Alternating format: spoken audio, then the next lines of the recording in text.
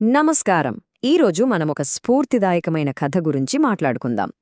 చూడండి, ఆంధ్రప్రదేశ్లోని ఓ అందమైన పల్లెటూరు. పచ్చని పొలాలు, నిశ్శబ్దంగా ఉన్న చెరువులు. చాలా ప్రశాంతంగా ఉంది కదూ? మన కథ మొదలయ్యేది ఇక్కడే.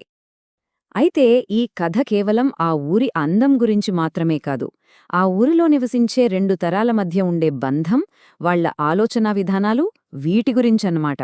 ఈ రెండు తరాలు కలిసి ఒక పెద్ద కష్టాన్ని ఎలా ఎదుర్కొన్నాయో అదే మనమిప్పుడు చూడబోతున్నాం. ఈ కథలో ముఖ్య పాత్రధారులు ఇద్దరమ్మాయిలు.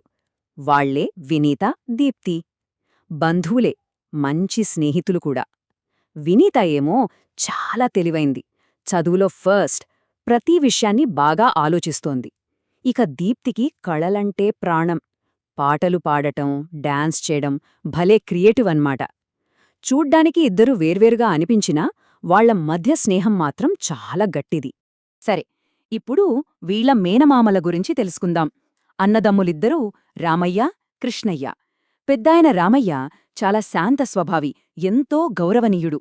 ఏ మాటైనా సరే ఆచితూచి మాట్లాడతాడు. ఇక ఆయన తమ్ముడు కృష్ణయ్య ఉన్నాడే, ఆయన పూర్తి రివర్స్. ఎప్పుడూ నవ్వుతూ, ఉత్సాహంగా అందరిలోనూ జోష్ నింపుతాడు. ఒకరు జ్ఞానానికి ప్రతిరూపమైతే ఇంకొకరు సంతోషానికి చిరునామాలాంటివాళ్లు. పెద్దవాడైన రామయ్య ఎప్పుడూ భవిష్యత్తు గురించే ఆలోచిస్తాడు. ఆయన తపనంతా పిల్లలు బాగా చదువుకుని స్థిరపడాలి అని.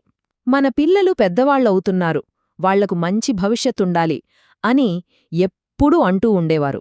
ఆ తరం వాళ్ల ఆలోచనలకు ఇది అద్దం పడుతోంది. కాని కృష్ణయ్య ఆలోచన దీనికి పూర్తి భిన్నం. ఆయనకు పిల్లల సంతోషమే ముఖ్యం. వాళ్లకు ఏదిష్టమో ఆ దారిలోనే వాళ్లని ప్రోత్సహించాలి అనేది ఆయన నమ్మకం. చదువు కన్నా వాళ్ల ఆనందం, అభిరుచే గొప్పవని ఆయన వాదించేవాడు. అంతా ఇంతా ప్రశాంతంగా సాగిపోతున్న టైంలో ఊహించని ఒక పెద్ద కష్టం వచ్చిపడింది. ఆ ఊరి ప్రజలందర్నీ పరీక్షించే ఒక పెద్ద సవాలు వారి ముందుకు వచ్చింది. అవును, ఆ ఊరి జీవనాధారమే దెబ్బతినడం మొదలయింది. ఊరిలోని చెరువులు మెల్లమెల్లగా ఎండిపోసాగాయి. దీంతో పచ్చగా కలకలలాడే పొలాలు నెమ్మదిగా బీటలువారాయి. రైతుల కళ్లల్లో ఆందోళన మొదలయింది. ఈ సమస్య గురించి చర్చించడానికి గ్రామసభ పెట్టారు.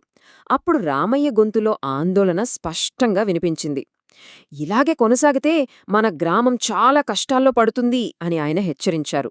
ఆ మాటల్లోని నిస్సహాయత అందర్నీ కలచివేసింది. అందరూ ఆశ కోల్పోయి ఏం చెయ్యాలో తెలియని పరిస్థితిలో ఉన్నప్పుడు ఆ ఊరి యువతరం ముందుకొచ్చింది. వాళ్లు తీసుకొచ్చింది మామూలు పరిష్కారం కాదు, జ్ఞానాన్ని, కళని కలిపిన ఒక అద్భుతమైన ప్లాన్. ఇక్కడే అసలు మలుపు. వినీత తన తెలివితో, చదువుతో ఒక సైంటిఫిక్ సొల్యూషన్ చెప్పింది. అదే రెయిన్ వాటర్ హార్వెస్టింగ్. సింపుల్గా చెప్పాలంటే చెక్ డ్యాములు కట్టడం. దానికి దీప్తి తన కళను జోడించింది. పాటలు, బొమ్మల ద్వారా గ్రామస్తుల్లో స్ఫూర్తి నింపి అందరినీ ఈ పనిలో భాగం చెయ్యాలని ఒక మంచి ఐడియా ఇచ్చింది. చూశారా, జ్ఞానానికి కళ తోడైంది. ఇంకేముంది, ఊరంతా ఒక్కటైంది. ఆ అమ్మాయిల ప్రణాళికను నిజం చెయ్యడానికి అందరూ కలిసికట్టుగా పని మొదలుపెట్టారు. ఇక చూడాలి అందరూ ఎలా పనిచేశారో. వినీతేమో పుస్తకాలన్నీ తిరిగేసి టెక్నికల్ డీటెయిల్స్ అన్నీ చూసుకుంది. దీప్తి తన పాటలతో, బొమ్మలతో జనాల్లో ఉత్సాహం నింపింది. ఇంకేముంది, గ్రామ ప్రజలంతా ఒక్కటైపోయారు. కష్టపడి ఆనకట్టలు కట్టేశారు. నెలల తరబడి అందరూ కలిసికట్టుగా కష్టపడ్డారు. ఇప్పుడు వాళ్ల శ్రమ ఫలించే సమయం వచ్చింది. ఋతువులు మారాయి. అందరి కళ్ళు ఆశగా ఆకాశం వైపు చూస్తున్నాయి.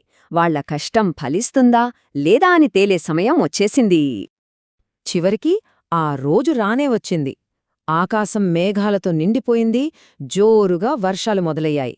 గ్రామస్తులందరి కఠోర శ్రమకు ప్రకృతి ఇచ్చిన జవాబులా ఆ వర్షం కురిసింది. ఇది వాళ్ళ ప్లాన్కు అసలైన పరీక్ష.